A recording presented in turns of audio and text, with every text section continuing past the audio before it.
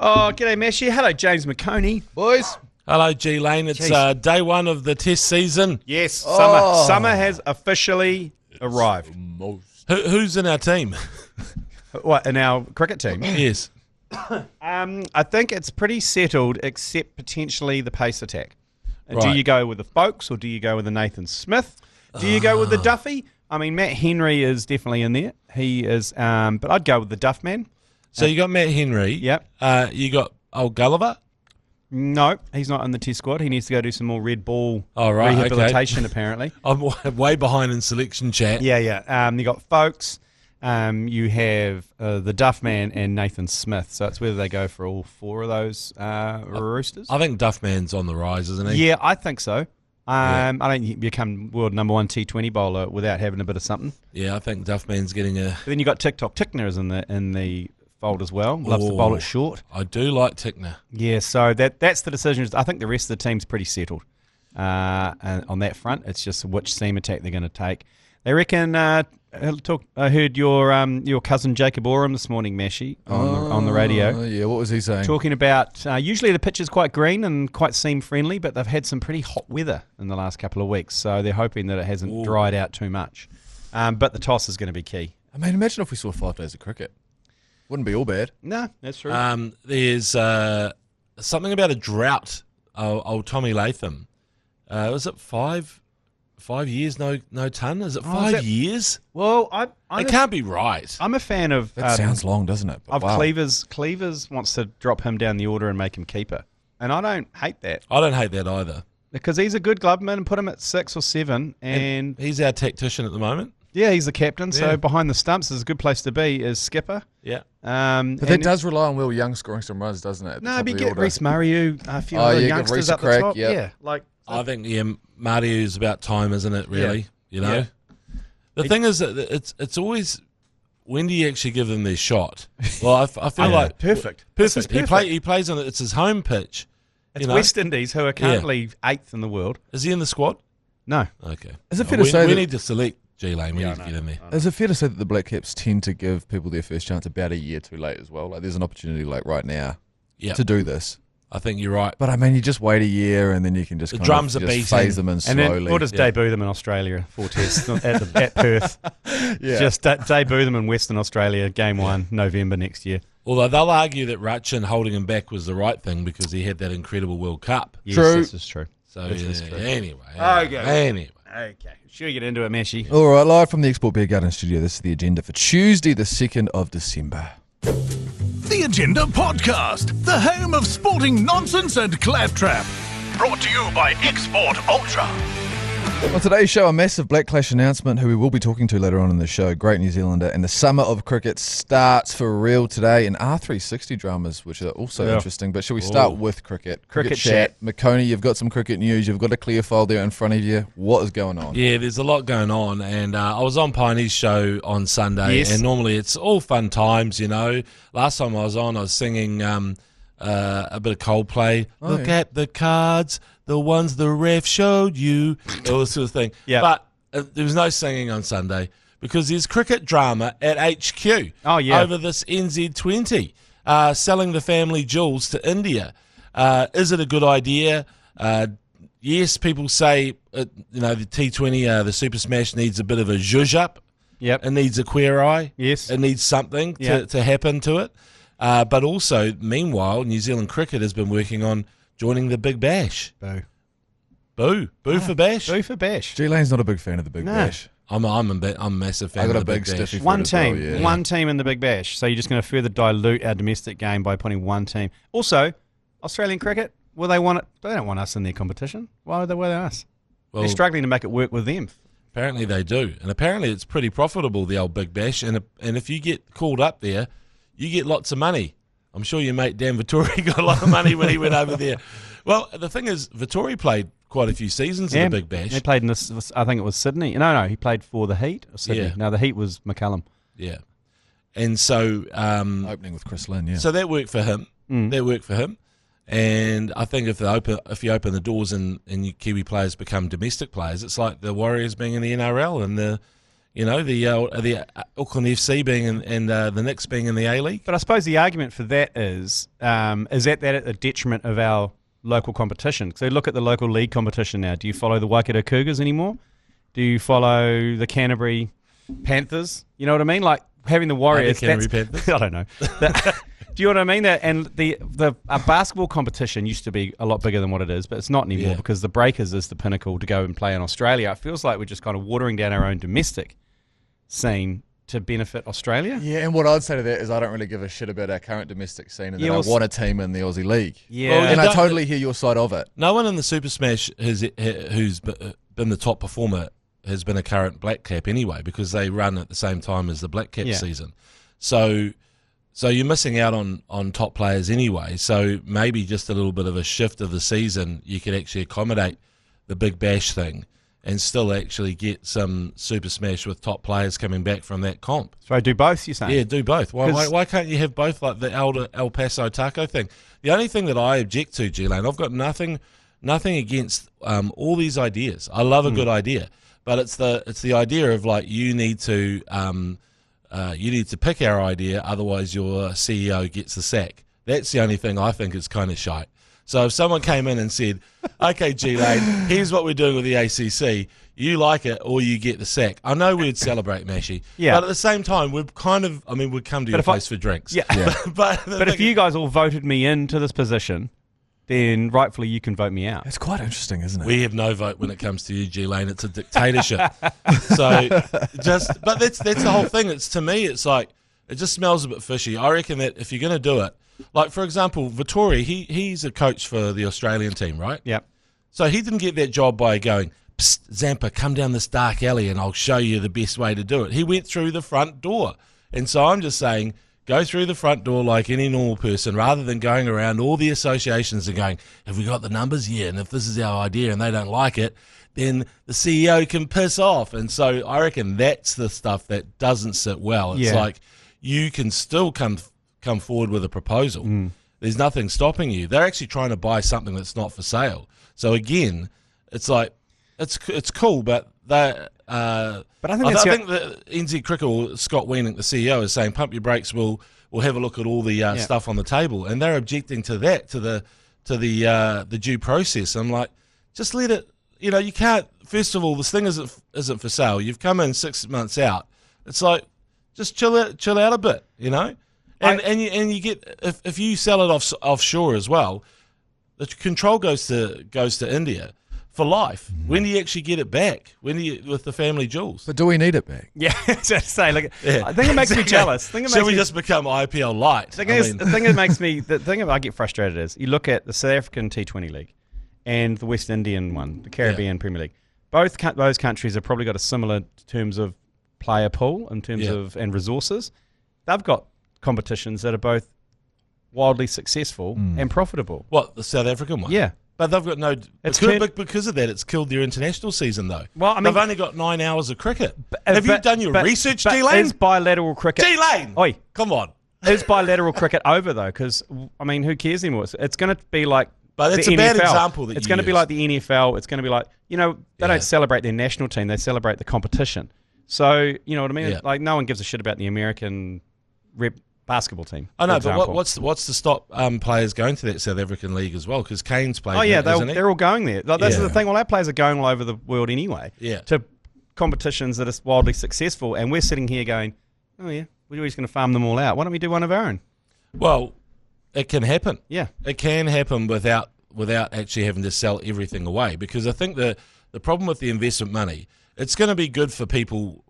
Short term, whoever's involved, all their names, they're going to get paid, right? So that's good for their bank balance.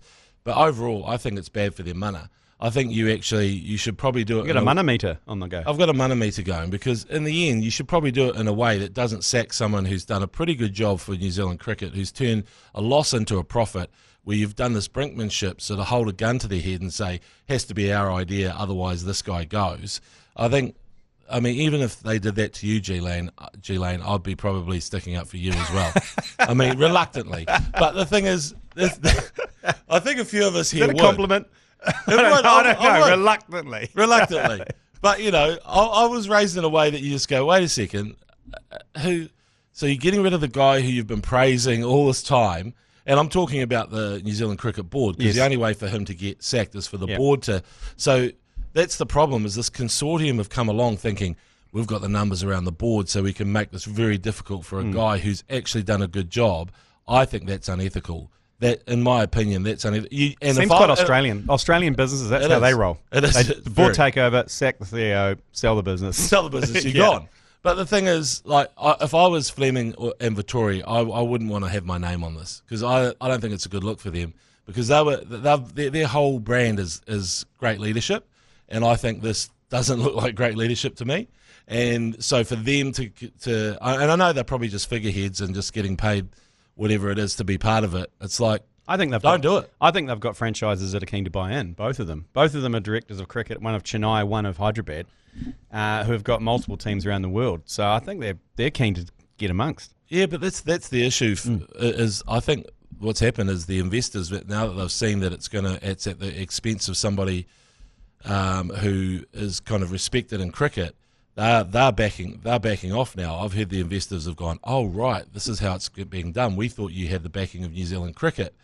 And so, there's all sorts of the meeting was like, yeah, we've got the backing of New Zealand Cricket. It's like, no, you've got the backing of the major associations. So they're all but the major associations, major associations effectively run the game anyway, because they are the ones. They elect the board. They elect the board, and they can call a special general meeting or whatever and sack the entire board or do sack whatever. The CEO. So they control the game regardless. But I've also heard the major associations are saying that they're getting cold feet as well, because they've looked at the way it's playing out. And is that the Rebel League? Got termed a Rebel League? Yeah, the one it's been termed a Rebel League. But someone from New Zealand Cricket termed it the Rebel League, surely. Leaked that one. Yeah. But I mean, it's just trying to buy a league that's already there, right? Yeah. But I think Canterbury and Northern Districts are going, don't know, let's just wait for this whole process, because they've got Deloitte doing a study saying we'll choose which one's best, Hired by New Zealand Cricket.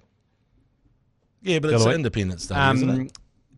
Do you think they've rolled out some pretty big dogs? Well, it's more ethical than trying to sack the CEO. You got Don McKinnon. Can you not admit that? You got Don McKinnon.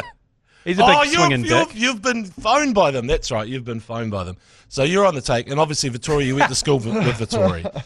No, so you went to school with Vittori. You took a phone call from them, and so you if you listen to the BYC podcast, that's why I'm on. I had to come on because it was such bloody dross. I was like, oh my God, don't paint that as journalism, please. Let's actually get some rigorous chat in here, talking like from the other side. I was like, there's another story here. Roll out a league in which I can give away a barrel of rum at the innings break like they do in the CPL. I agree with that. That's all I want. I'm with you, That's all I want. If New Zealand Cricket can turn the Big Bash into something where I can give away a barrel of Mount Gay rum at the innings break and not get lynched for it, I'm in. Well, the good thing is that even though you got the phone call from the consortium, I'm sure New Zealand Cricket would probably call you as well, because you're known as a very fan-centric person, the founder of the Beige Brigade, all that kind of stuff. I mean, they could phone Paul Ford. It'd probably be easier.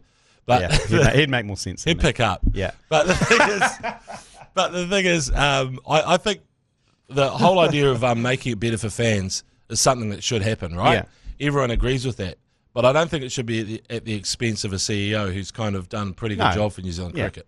I can agree with that. Yeah. I can agree with that. But I am frustrated, and we talk about this on the podcast a lot, that the fans are always the last thought on everyone in terms of rugby, cricket, and netball now, given the kerfuffle that's going on in netball. I agree. I think that's the biggest problem with New Zealand sport. Yeah. So it's not just so cricket. Admin heavy. I mean, I went to a Blues rugby game where I'm pretty sure they didn't release the crowd size because they were embarrassed by it. Friday night game against the Brumbies. It's not good. Yeah, it's not good. I don't know, and it's almost to the point where I don't know how you resurrect it, particularly in Super Rugby. How are you going to get 20,000 people to watch Blues again? So I don't know. Whatever they do to the Super Smash, I think it's like any. To be honest, the inclusion into the Big Bash. I know that we're Mashy and I are in favour of that. I think that's a win-win for New Zealand cricket players because they actually good time to watch. Good time to watch in the evening. They get paid a good whack of money, and then if they can shift the old Super Smash over a little bit, it's bloody perfect. I don't know why we should make Australian competitions better though. I don't know. Well, the Super Smash hasn't been getting crowds for a long time, G Lane. So I sort of feel like something has to happen, but I don't know if. But condensing it to one team. If you had home, well, they might get more. They might get more than one. I don't know. More than one would be better, but if you had a North Island or a South Island. If you go North and South, that'll be good. Yeah. But the other thing is getting those home Big Bash games would be huge for the towns that host them. Yeah. Where do you play it? It's another whole question. But yeah, if you have a 5-team new league that comes in from whatever, like this Rebel League or whatever you want to call it, are we not going to run into the same issues that the Blues have on a Friday night against the Rumbies? Are people still going to go and watch this? Not unless you run it like a Black Clash. It just has to be a new thing, right? It has to be shiny, eh? Why did Black Clash sell out every year? Yeah. It's because everyone's on the piss. Shit, and it goes down to the last ball every. It's a good time. But that's what going to sport used to be like. I know. But they've ripped all the fun. Remember the Sevens? The good old days. Sevens, yeah. Like we were saying the other day, the Black Clash is at this perfect time of year where everybody is kind of like, I've just had their summer. Yeah. They're kind of back home, some of them, and then it pops up on a Friday night, and there's this kind of shared experience. Are you watching this? Blah, blah, blah. Yeah, Kieran Reid's going off. All that kind of stuff, that buzz, is what makes the Black Clash really, incredible. It's hard to replicate that over multiple games over a everywhere. season. Yeah, I get it, because it's a one-off little circus. But I totally agree with the fan-centric approach, which is, and even just promoting it. Like, for example, the Tall Blacks played Aussie last night, and I didn't even know that the game was on. I didn't know until... And it was an epic game. I didn't even know until I heard it in the news. Yeah. Exactly the same as me. Like I was on the car on the radio, Yeah. And so sports have a problem with promoting their game, getting people aware of it, all that sort of stuff. And so if this is the shake-up that the Super Smash needs, then it's happened it's been timely, but I don't think there should be any brinkmanship where you just hold someone to ransom and say, do it, negotiate with us or you're gone, sort of thing. A change is definitely going to happen. Like, are we convinced that they want to make changes and stuff like that? They have to do something, because I don't think it would be complete madness to keep doing the same thing and expecting. Yeah, you know what? Those big those big clubs that you're talking about, like the Daredevils and Mumbai Indians, they'll negotiate with whoever owns the comp. It doesn't have to be the consortium, right? Yeah, whoever. Like, if New Zealand Cricket says, yeah, okay, it's a good idea, let's do this, but we want to own the competition, you can bring a team in, then I'm sure they'll negotiate. They'll say, oh, yeah, okay, it's you guys. Maybe. I don't know how it works. Shall we move on? I don't know how it works. Shall we move on? Speaking of investment, though, R360 boys, it's been pushed back a couple of years. The can has been kicked down the road after what they claim to be strategic motivations to move the competition 2 years further back. What do you know about R360, James? You've got your finger in the rugby pie. Oh, I know that Mike Tyndall doesn't return messages. Not that I've tried to get hold of him, but he's got a new nose, though. People at Sky try to get hold of him. He's got a new nose. Have you seen his nose? Oh, has he got it straightened? Yeah. Yeah. Do you know who old Stupid Sexy Flanders has got a Mike Tyndall nose as well? Oh. And I noticed it because I had to have a Zoom call with him, and I was just kept on staring at it, going, which way is it going? Well, I think it was chicane. I think it was part of the marriage deal with going into the royal family that once you finish playing rugby, you need to sort your nose out. Get a nose like Charles. Yeah. Definitely not like Andrew. Anyway, the whole thing is no one wants a nose like Andrew. No. But it was terrible timing because every rugby player they approach goes, I want to play in the Rugby World Cup in Australia next year. So it felt like this was inevitable. I always thought that it was going to get pushed back because every single person they tried to sign, apart from a couple of leagueies, were going, give me a couple of years here. I'm keen soon. You know what I mean? Like, so you mean after Australia next year, you'll see? Yeah, there'll be an exodus. Is it next year or the year after? Next year. 27. 27, sorry. Yeah. So, 27, everybody will start going to this competition. Wow. Oh, okay. So what does people like Zach Lomax do and Pappy? Who've opted out of NRL contracts, say, at the end of last year. Mind you, they're so good that they will just slop straight back into another team, won't they? I think... Come the Waz! The NRL will want to ban them because old Verlanders said anyone who negotiates you're gone for life. So unless he backflips on that... Bit drammies. It is a bit dramatic, but I think they could probably play Super Rugby or something, maybe. Oh, that's a good point. We'll welcome them to Super Rugby. Pappenhausen for the Reds. Bloody Lomax for the Tars. Tearing it up at fullback. Get Zach Lomax come down and play for the Hurricanes. Some good Lomax stock down there. Imagine the Tars with Mark Nawanganitawasi, buddy Joseph Suoliti and Zach Lomax. Holy crap! But anyway, that's all I know about R360. The problem that they'll face is rugby costs a lot to put on. Like, they haven't thought about things like refs, because the players are cheap though in comparison to what they play the golfers. Agreed, players are cheap. Yeah, but you need referees, and then you need referees who are sanctioned. So a referee isn't going to go to R360 because they'll get banned for life from doing another test match. It's quite tough, so you need a ref at a certain level. You know what I mean? Or just about to retire. Yeah. It is going to be just about to retire refs, isn't it? From the limited amount of reading I did this morning, it really seems like they were just looking for some poster boys to get, and they forgot about everything else. Yeah, everything else. So that's the thing. I reckon the players are the easy part, like G Lane says. They were tackling those guys early. Yeah. Cheaper than frickin' Phil Mickelson or who did they get? Everyone Bryson. else. How much was John Ram? Like 700, 800 mil or something? Yeah, I know. They were paying outrageous coin. So rugby players are cheap as chips. That's easy to put on, right? Because all your money is in the players. You hire the golf course. You don't really need refs. You've just got the local officials, Yeah. The people who have the car parks at the golf course, the president, the secretary. They decide whether someone picked up a ball and cleaned it incorrectly.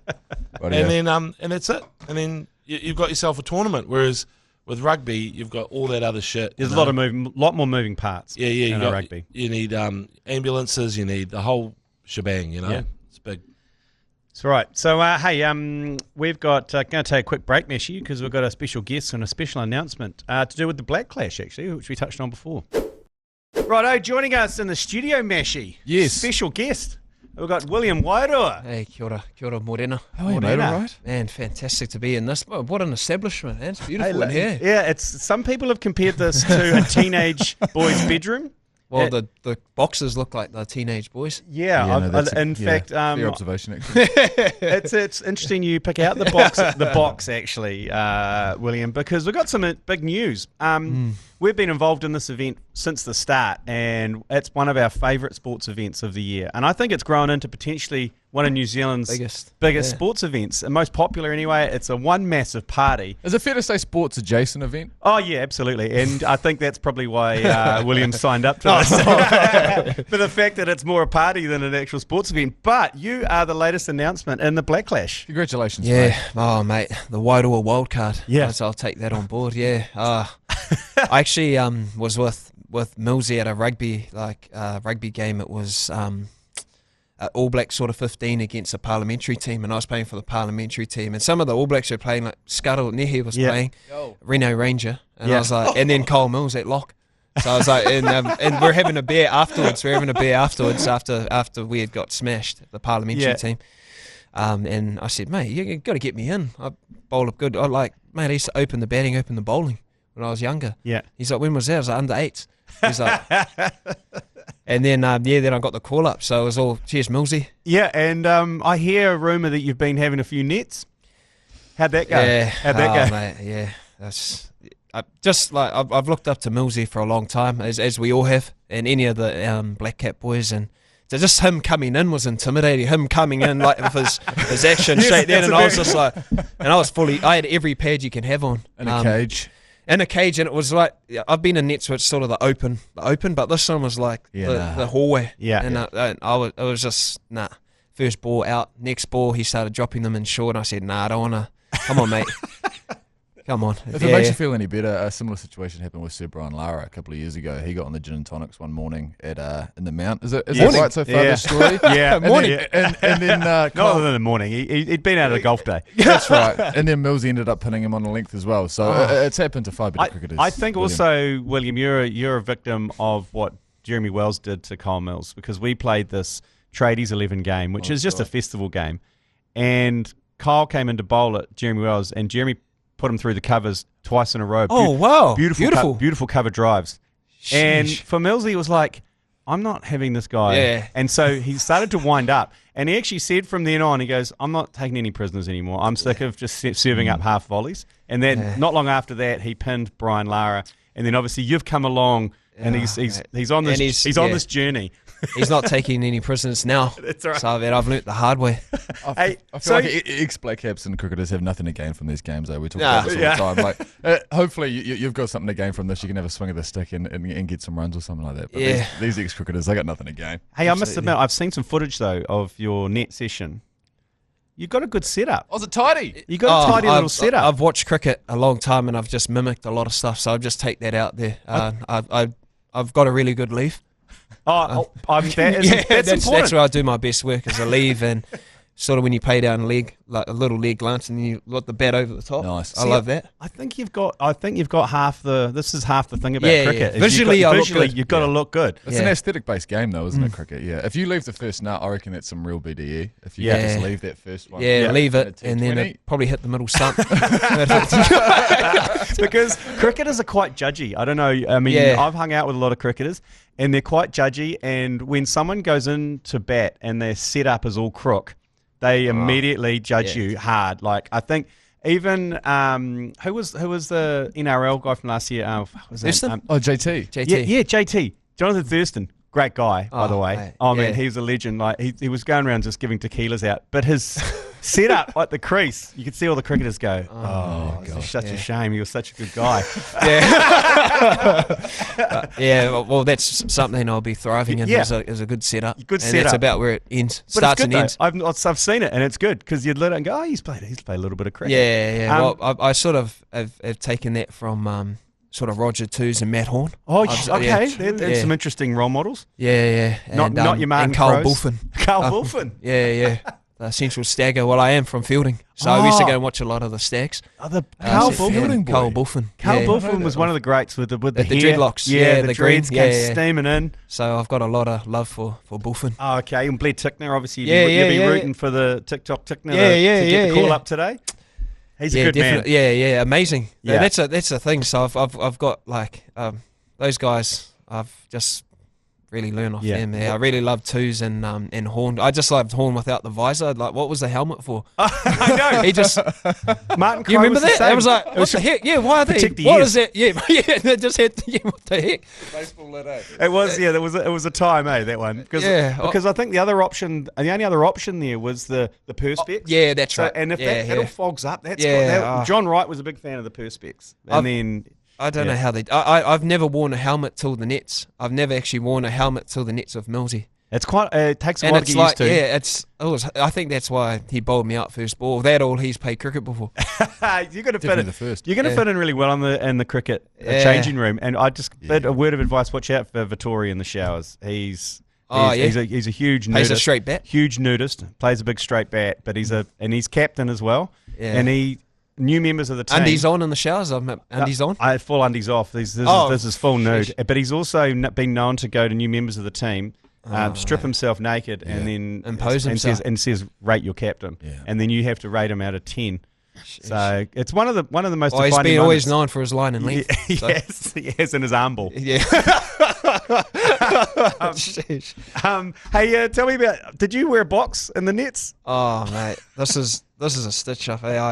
So obviously sponsored by Kookaburra, and they had a full bag of new gear. Yeah. And I was padding up, and I was already intimidated because Mills like, put some kit on. I'm like, I'm like, far out. I'm gonna be facing Kyle Mills in the net. So I was like padding up, and I was like, where's the box? And pulled the box out, and I was like, hey, never seen a box like this before. And I pulled it out, and it was like just a flat one. I've never seen just a triangle padding, and I was like, hey, I said to Carl's, hey, what the heck is this? It doesn't have like a pouch. And then she's like, it doesn't have a bulge piece, just for them to. And she said, no, that's it. And I was like, nah, it's not. I've played cricket before, and that's not a box. And then Millsy come over and goes, I've never seen one like that either. And then she pulled the pack out and it said woman's box. I was like, come on, that's a stitch up, man. And then Millsy pulled his out and he said, look, you can use this one if you want. I go, I'll go take the woman's box. This is the one it's been around the world. That one, he's like, this has actually been around the world. And I go, it smells like it too.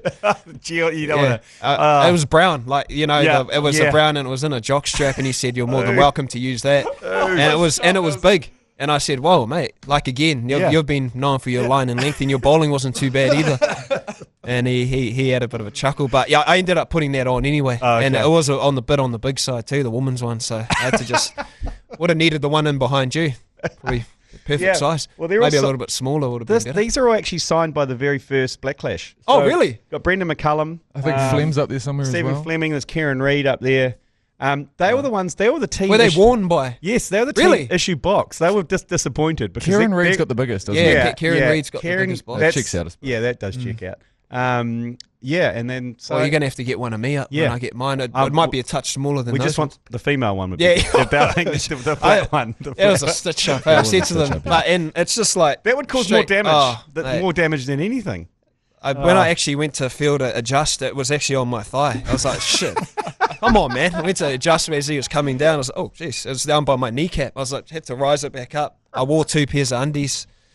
You know the old trick, you wear 2 pairs of undies. Yes. And I made that mistake a couple of times. Before we love you and leave you, did I see you two boys in a helicopter together recently? Well, our lives have intersected quite a lot recently. Yeah. We were on the Export Crushed Walk out there in the Pahi. Oh, right, nice. And then also, you're very good friends with the ACC and it's the Wilson golf team. Yeah. Oh, mate, I've just joined you. Yeah. So you're playing a bit of golf now. I've never played golf in my life. I've heard you're a natural. I've heard you're a natural though. I've been talking to the Wilson team, and they were like, as soon as he picked it up, it's got rhythm. Okay. See, Blackie got the hole in one for the boys. He rescued us. Matty, He rescued us. Matty rescued us, man. Like, what a golfer he is. We were ready to end it all. We were ready to end it all till he came in and helped us out. But yeah, so it's awesome. And now you're in the Black Clash. Yeah, do you want to commentate cricket? Because we've got a test match today. Yeah, we could do it. Oh, mate. Come and commentate some cricket if you want. 5 days to fill up. Well, watch out. I mean, Team Cricket, Dan Vittori, Tim Southey, Neil Wagner, Cole Mills, Hamish Marshall, Nathan McCullum, Jesse Ryder, Lou Vincent, and now William Waiirua. What a team that is, mate. And you've still got, 4 or 5 spots left to fill? I think you're the best looking team. By far. Yeah. I mean, compared to rugby. I mean, no offence to Rito, Michael Hussey, Joey Wheeler, Ruben. I mean, Ruben loves yeah, he's a dreamboat. With the love muscle. Andy Ellis. Spice. Yeah. Oh, Spice has got something, but an old rugged way. And then Watto. I mean, he was a part of that. Watson, that first ever cricket thirst trap that was going around with him, Simons, and Mitchell Johnson next to him. Do you remember that photo? Rigs out, massive chest. Admittedly, you talk about the frosted tips. There was a phase there in Australia where there was a lot of frosted tips. Michael Clark. He was running them as well. He also waxed his arms, Michael Clark. Did he? Yeah. Interesting, eh? Why? Sheesh. Don't know. Just to show off his... show off his forearms. Oh, well, there you go. Aerodynamics through the throw-in. Yeah, totally. So the Hot Springs T20 Black Clash in association with Wolfbrook. It is on Saturday the 17th of January at the back at the Bay Oval. Coming around fast, isn't it? And the Bay Oval is a hell of a time. Every time it's there, it is one big party. I think 90% of the audience don't even know what's going on the field. So you just perfect. So that works out. That checks out for me. It checks out for you. So you don't have to, but it is one hell of a time. There are still limited amount of tickets available. The party zone's unfortunately sold out. Wow. We've got 600. Well, that's what I was meant to be. Yeah. Actually, from our export expedition. Yeah. You were coming. I was coming to jump in one of the boxes or jump and just come and enjoy the game. No, and then now I've been dragged. Yeah, well, I'll probably do that during the game. Yeah, pop in there, just do the Jesse Ryder. Jesse's in the team with you as well. Gee, that's going to be a hell of a pre-game.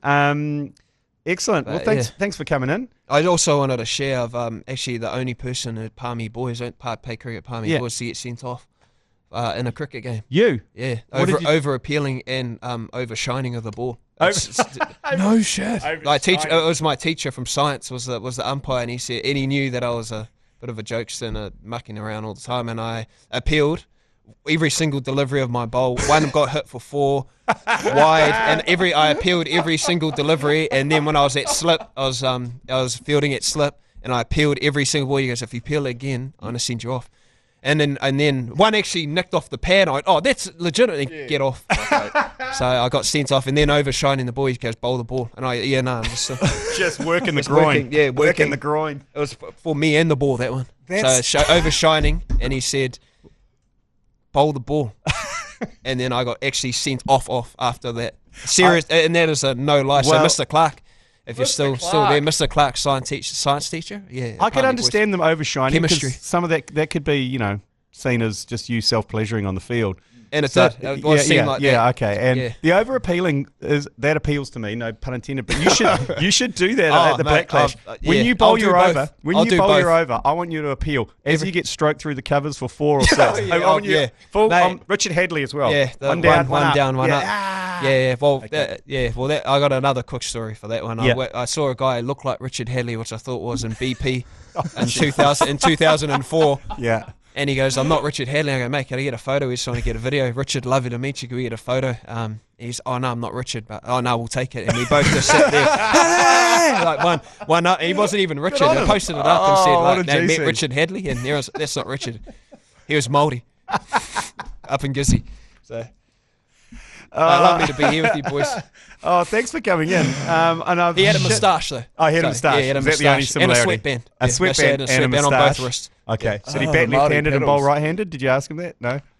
He looked like, he did look like he did. This is going to be an interesting time. I think you're going to bring some good energy to team cricket. That's probably all I'll bring, to be honest. No, I think that's enough though. No, I think you're a very humble kind of guy. I think there's something in there that tells me you can hit a cricket ball and you got a bit of skills. Bit of a athlete, yeah. Well, you're a bit of a closet athlete. I've been reading Chris Pringle's book, Save the Last Ball for Me. I don't know if have you read that? Oh, we've got it in our library over here. Have you actually? Yeah. So have you read the foreword of it?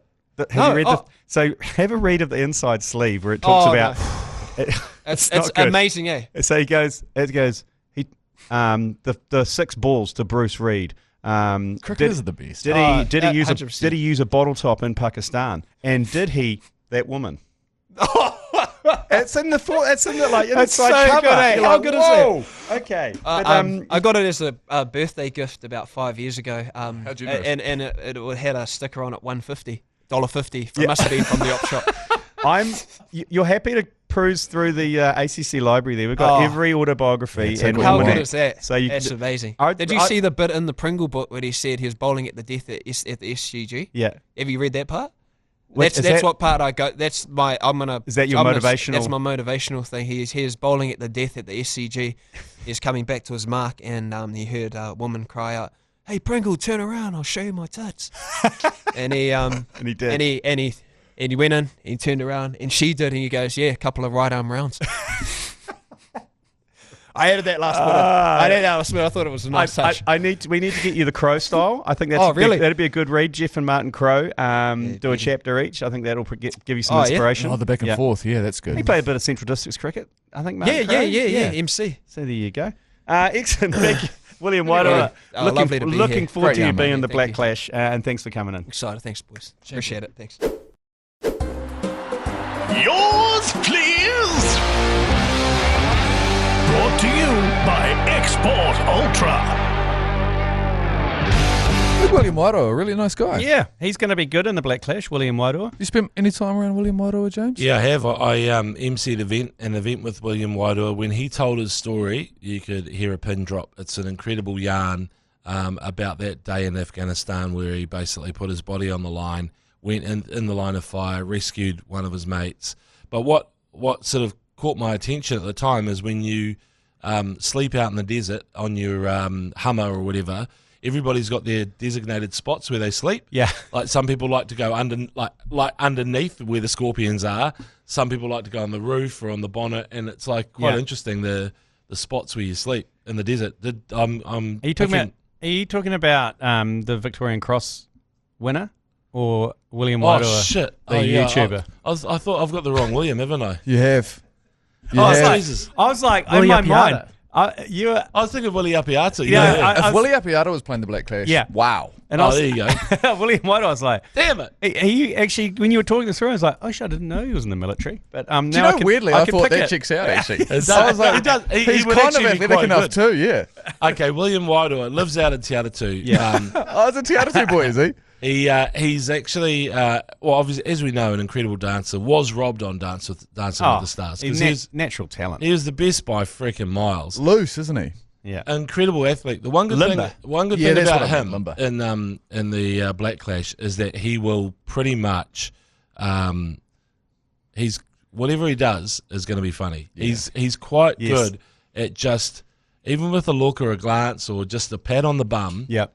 He's making everything kind of a show. So and we forgot to bring that up with him actually, because he is a massive fan of the arse pat.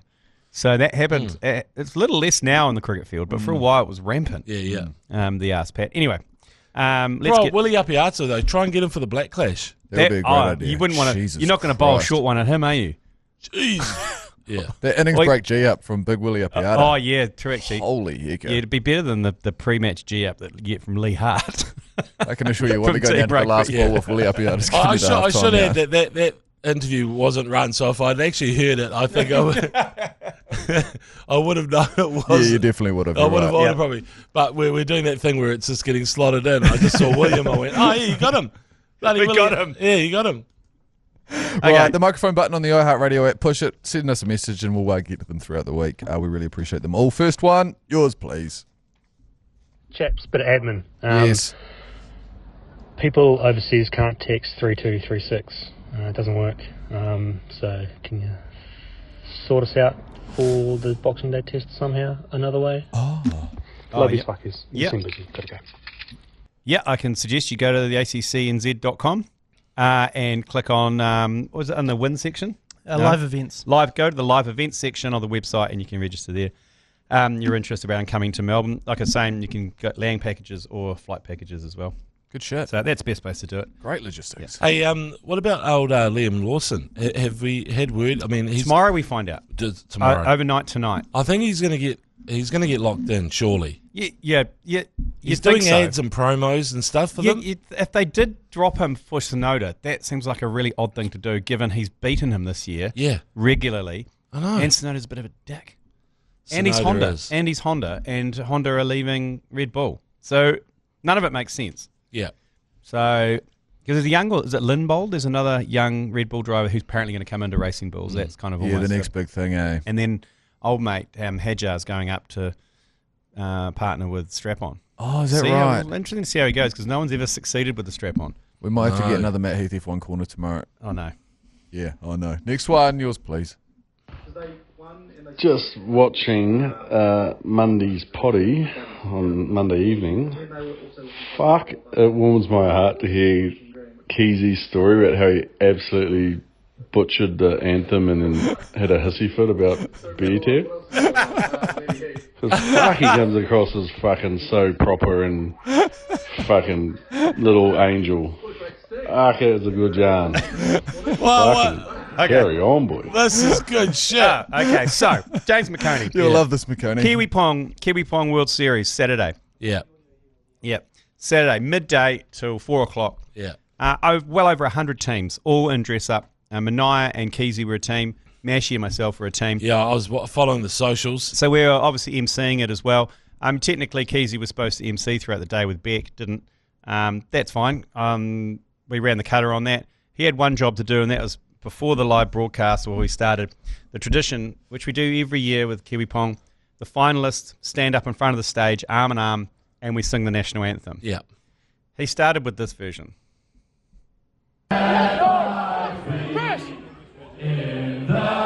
So he went straight to the English and then forgot the words. Wait, you'll hear him. Hear our voices, we and you. God defend our free land.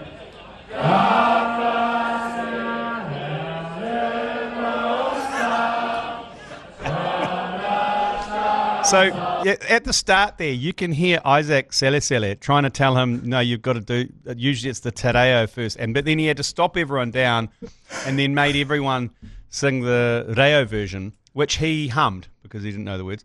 But he should be young enough to know the words because, I mean, you and G Lane are probably that old that they didn't even sing it in schools, which is pretty sad. But, you know, we've learned it. Yeah. So, and then from there, he had a bit of a hissy fit that the bar tab got closed after he had sitting there with 2 espresso martinis in front of him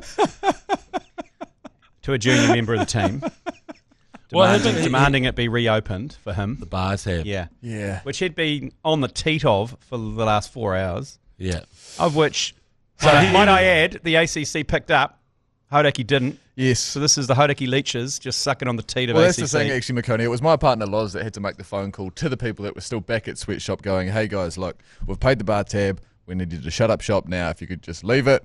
That's when Keezy at that point called in my partner Loz's authority into question around, who does he have to call to get this bar tab back up and running. There was a bit of faff around that. He'll make the call. He'll make the call if he's going to make the call. We're not sure what happened after that. We never know if the bar tab actually got opened back up. Also, he won a $100 bar tab. He did, because the people in his pool, the people in his team won the comp. Oh, no. Oh, no. Keezy, the wheels have come off.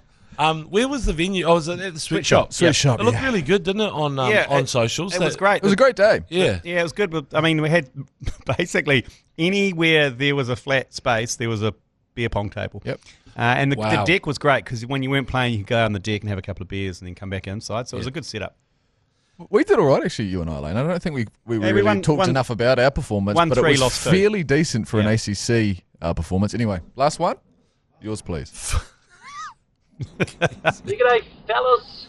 Looking forward to when Matt Heath retires.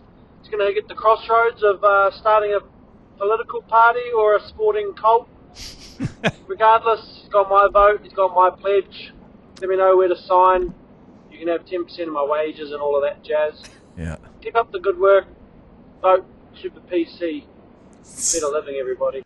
It'll start as the latter and then just slowly morph into the first, I think. Yeah, the Super PC. Is that what he wanted to call it? Yeah, I can't even remember. The Agendarati Party, he wanted to call it. Yeah. It'll get all the agenda people to vote. It'll start It's actually not bad. It costs more money now, to start a political party. Yeah, and you've got to have at least 200 paying members or something. Yeah, it used to be a few hundred, and now it's a few grand or something. They sort of scared off McGillicuddy Series Party. McGillicuddy Series, Bill and Ben, all those guys had a nudge.